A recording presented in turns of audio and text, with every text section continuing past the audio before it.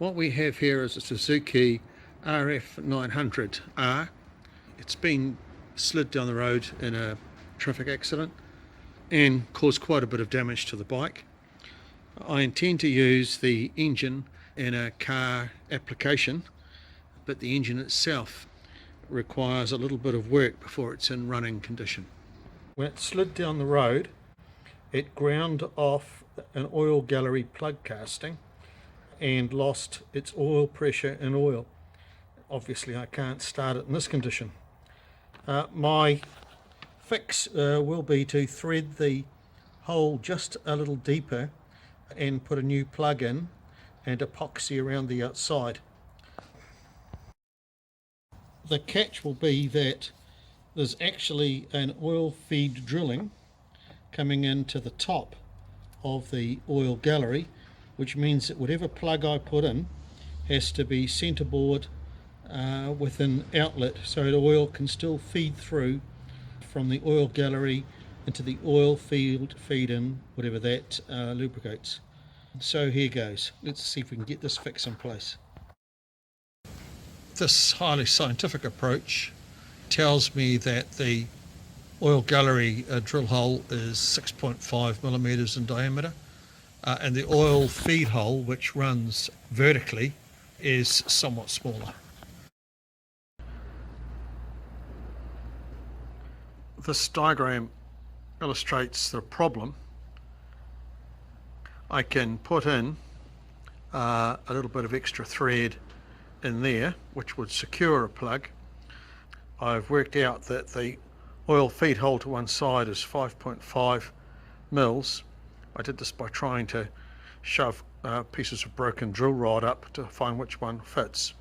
But the real problem is in here, and there's going to be very little oil seal at this point, even though there's a little bit of thread on it.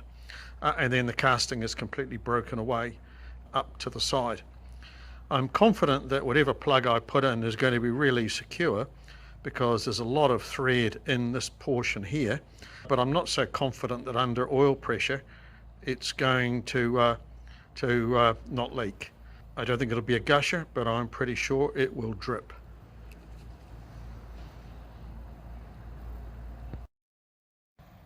Luckily there's enough thread left in the casting to enable a tap to get started, and a few good threads even beyond the broken bit. The hole is 14.7 mils deep, the tap is 72.2 long, so that I know that if I've got more than 57.5 of the tap still protruding, then the tap hasn't bottomed out, which is going to be pretty important because I don't want to break the tap off in this job. The tap will run in freely, and then I'll start making threads. That's probably at about 61 protruding now. Right, well, gently does it.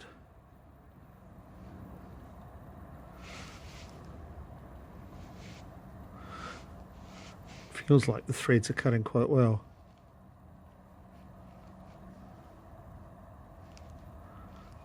Okay, let's just see how far we're in.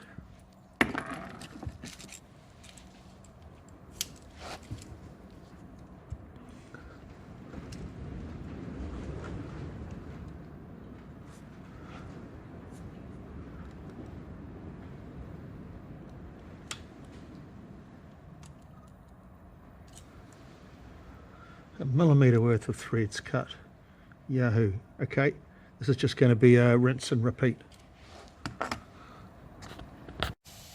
I can screw in the bolt that I'm going to use as a plug, and it gets 5 turns into the new thread. So that's quite solidly located within the casting, although obviously I've got to build up around the outside of the broken bit of casting, possibly with epoxy. The oil gallery seemed to clean out from swarf quite well. I was able to visually inspect it, clean in around it with a pick, and then remove the oil gallery plug on the other side and blow through with air. Turning and boring hardened steel bolts is a bit of a mission for this mini lathe, but then again this is a very small job. and easier to set up in this little lathe than in the larger 9-inch lathe that I've got in the workshop. This is the finished part. The feed hole will be aligned correctly when the dimples in the head of the bolt are facing vertically. I now need to clean everything and get the glue and potions ready to stick it in. After looking at a lot of gluing and epoxy options and asking around, I've settled on this combo. I'll use Loctite thread locker on the first few threads of the fitting. That's because if I use epoxy right through, there's a risk the epoxy will migrate into the oil feed hole. Loctite won't do that, and if any Loctite does remain liquid, then it'll be flushed right through to the oil filter with the first rush of oil. I've got a little bit of epoxy putty. I'll use that just if any part of the feed hole is showing, because the actual epoxy, when I use that, I don't want that flowing into the oil feed hole. Then it's the ubiquitous JB Weld. Everybody uses it for everything. So the threads towards the head of the bolt, under the washer and under the head of the bolt, as well as building up the casting, will be done with JB Weld. I've pulled the radiator hose out of the road. The casting has been scrubbed and cleaned with brake cleaner, wax and grease remover, and then even a spray over with engine start ether to give it the final degreasing. Everything was scrubbed with my toothbrush, which is going to make for very difficult dental hygiene tonight.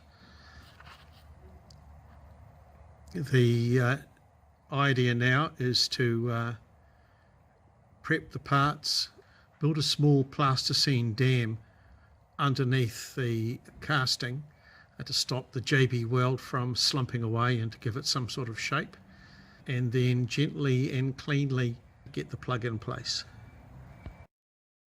Almost everything is in place now. I'm giving it a final wipe down with solvent, particularly to remove traces of plasticine that have got onto the nice clean casting. I'm using a dental brush for this, so oral hygiene tonight is going to be doubly challenging and not a little tasty. Right, I think that's all pretty clean in there now. I can go ahead with putting the part in place.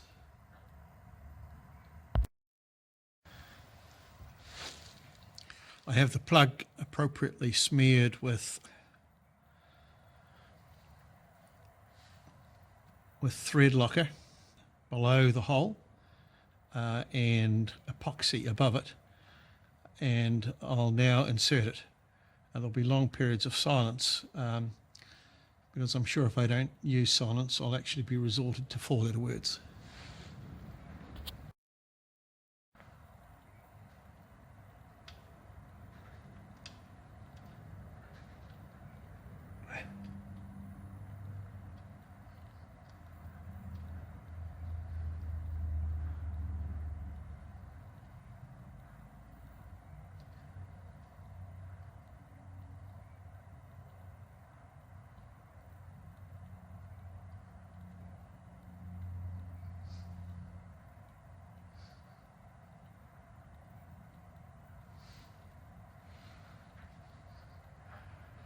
Well, this is working better than it deserves to, although I can see my fancy plasticine dam is just going to get in the road. I turn that bolt so that the punch dots are vertical. That means that it's aligned on the inside. And I can see now I'm going to have to tear my plasticine off if I'm to access the side of the casting.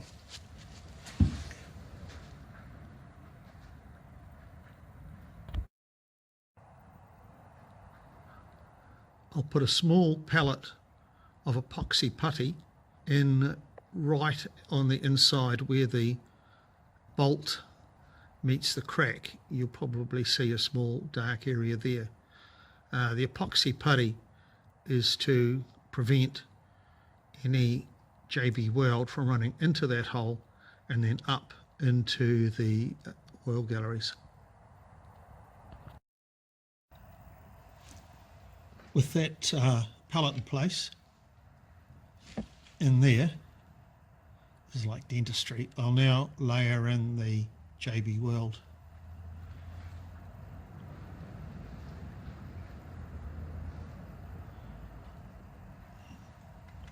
This is going to be a long and tedious process, so I'll stop filming in a moment.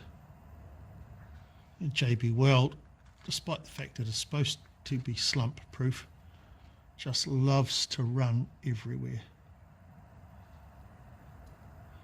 So this is going to be a labour of love, and it'll probably take quite a while.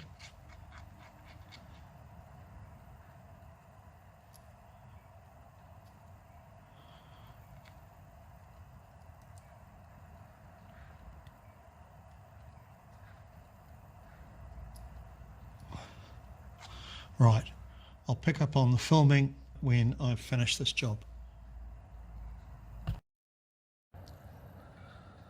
The part is epoxied in place now. That was a bit of a pain in the butt.